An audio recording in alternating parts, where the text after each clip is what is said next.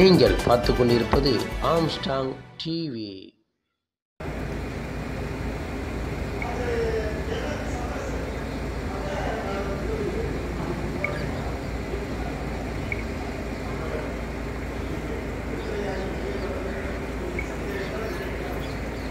முன்னாடி ஆண்டவங்க இருக்காங்கல்ல, நீங்க இதுல பினாமி பெயர்ல 300 ஏக்கர் 400 ஏக்கர் வாங்கி போட்டிருக்காங்க.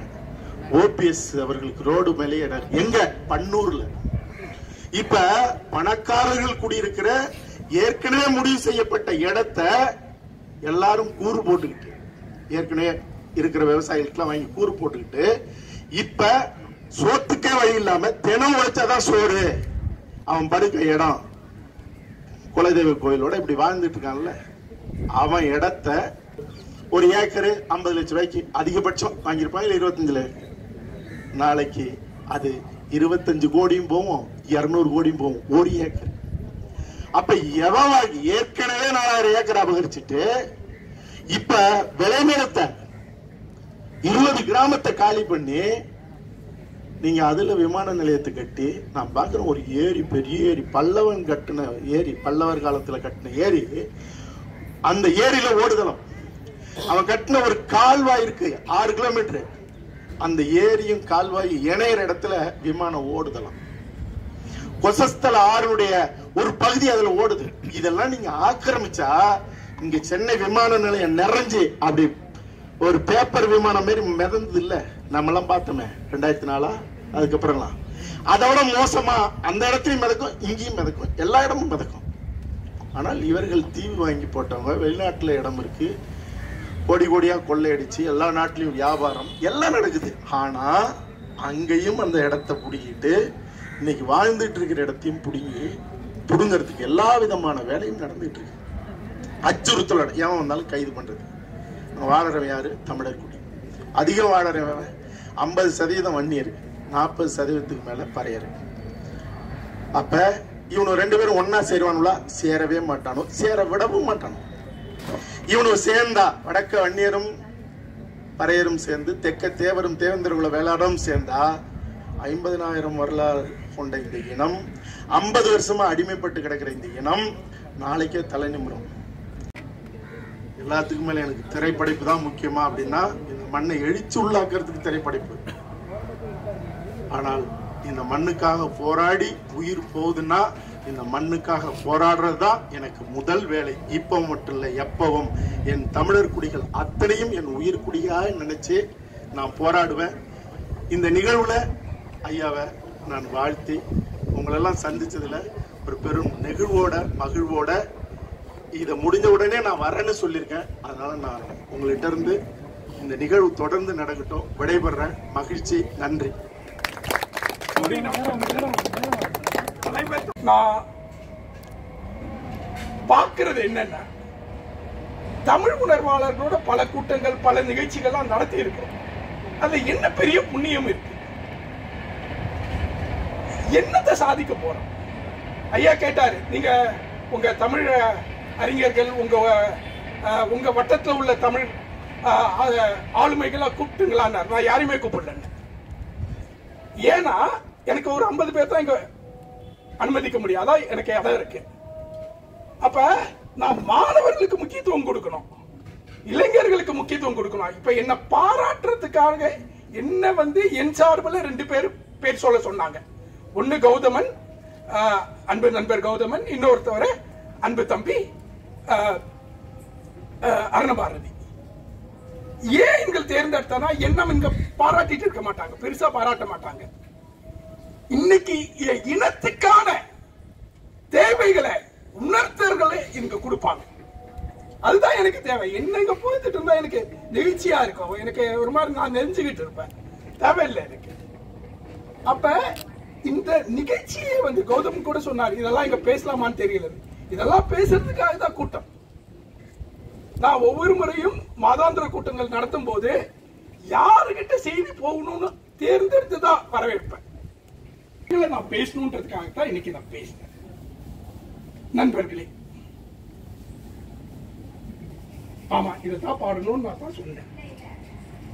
அதுவும் முதல் முறையா என்ன கேவலம் பாருங்க.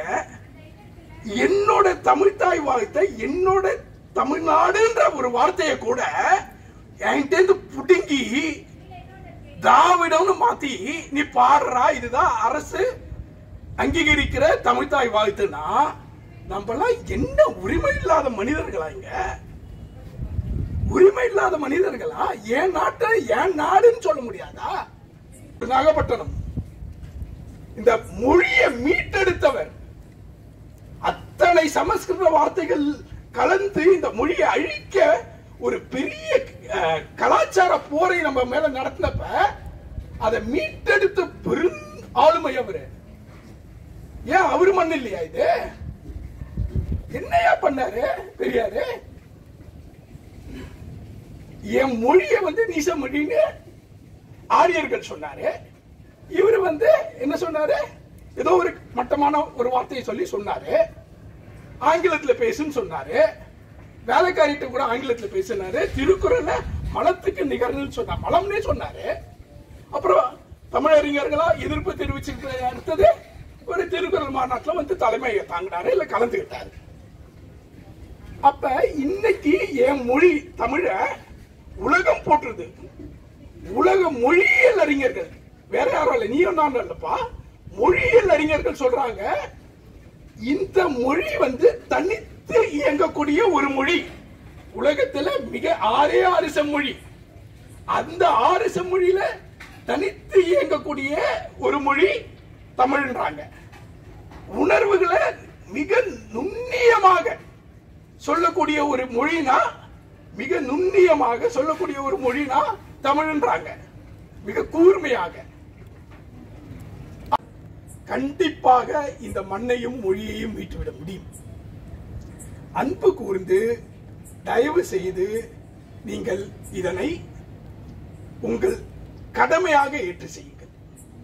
பிழைப்பை மட்டும் பார்த்தா நீங்க உங்க தலைமுறைக்கு மட்டும் இல்ல, உங்களுக்கு அடுத்து வர உங்க பிள்ளைகளையும் அனாதைகளாக அகதிகளாக ஆக்கிக் கொண்டு இருக்கிறீர்கள் என்ற அர்த்தம். நீங்கள் போராடி உரிமைகளுக்காக போராடி, நான் ஆயுதம் ஏந்தி என்றெல்லாம் சொல்லவில்லை, உரிமைக்காக அரசியல் வழியிலேயே போராட முடியும். ஆனால் அதற்கு விழிப்புணர்வு வேண்டும். அந்த விழிப்புணர்வோடு தெருவில் உன்னுள்ள அந்த ஈழ போராட்டத்தில் நடந்த இனப்படுகொலைய நம்மளால கண்டிப்பா நிறுத்தி இருக்க முடியும். ஒன்னே ஒண்ணு, நான் அதுதான் திருப்பி திருப்பி படிச்சு சொன்னேன், தெருவில் போய் நின்று போராடணும். எல்லாரும் நீங்க எல்லா தமிழனும் தெருவில் நின்று இருந்தா போதும், அவன் வெளியில நின்று இருந்தா போதும். தமிழ்நாடை ஸ்தம்பிச்சு போயிருக்கும். தெருக்கல்ல மக்கள் தான் இருப்பாங்க, வேற எதுவுமே நடக்காது. தமிழ்நாடை ஸ்தம்பிச்சு போயிருக்கும். மைய அரசு கட்டுப்படுத்துற பிடி நம்ம கையில தான் இருந்துச்சு. ஆனா காலை உணவுக்கும் மதிய உணவுக்கும் இடையில ஒரு உண்ணாவிரதத்துக்கு நம்ம ஜே போட்டுட்டு இருந்தோம். இப்படிதான் நம்ம ஏமாற்றப்பட்டோம். நான் இறக்கும் நாள் வந்தால், ஈழம் பிறக்கும் முன் நான் இறக்கும் நாள் வந்தால், ஈழம் பிறக்கும் நாள் ஈழம் பிறந்தது என்று என் கல்லறையில் எழுதுங்கள். ஈழம் பிறக்கும் நாள் முன் நான் இறக்கும் நாள் வந்தால், ஈழம் பிறக்கும் நாள் ஈழம் பிறந்தது என்று என் கல்லறையில் எழுதுங்கள். இந்த எழுத்துக்கள் படர்ந்த பின் தான் மண்ணுள் என் உடல் செரிக்கும், நம்புங்கள். நன்றி, வணக்கம். சென்னை பல்கலைக்கழக மாணவர் செல்வன்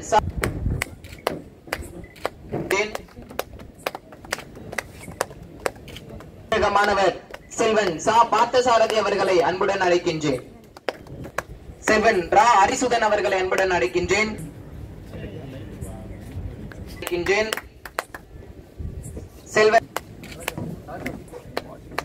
செல்வன் சா காளிராசன் அவர்களை அன்புடன் அழைக்கின்றேன்.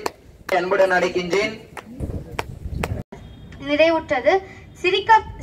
சிறப்பிக்கப்பட்ட தமிழ் ஆளுமை மனிதவள மேம்பாட்டு பயிற்றுனர் பாவலர் காரை மைந்தன் அவர்களை நன்றி கூறுகிறேன். மன்னிச்சிடுங்க, இதுதான் முதல் மேடை. நல்லா தான் பண்றேன், நல்லா தான் பேசுறேன். இயக்குனர் இளங்கவி திவாகர் அவர்களையும், செந்தமிழ் திருத்தேர் மாநில செயலாளர் தனித்தமிழன் நேரு அவர்களையும், பெருமக்கள், செந்தமிழ் சொற்பிறப்பியல் அகர முதலி திட்டம் இயக்ககம் மேலாளர் இயக்குனர் திரு தங்க காமராசு அவர்களையும், ஓய்வு பெற்ற காவல்துறை கண்காணிப்பாளர் குற்ற புலனாய்வு ஊழல் தடுப்புத்துறை திரு ரா மோகன் அவர்களையும், திரு வா கௌதமன் அவர்களையும், தமிழ் தேசிய பேரியக்கம் துணை செயலாளர் அரும் பாரதி அவர்களையும், வாழ் இசைத்த அன்பர்களாகிய காளிராசு, முனியம்மா, வைஷ்ணவி, ராசா, நதிசு, பசுபதி அவர்களையும், சிறப்பு தொகுப்புரை வழங்கிய சந்துரு அவர்களையும், குடும்பத்தார் அவர்களையும், ஐயா செந்தில் அவர்களையும், ஊடகத்துறை அன்பர்கள் மற்றும் நேதாஜி மின்கண் குழு அவர்களையும் தூய தமிழ் மாணவர் இயக்கத்தின் சார்பாக எனது மனமார்ந்த நன்றியினை கூறுகிறேன். நன்றி.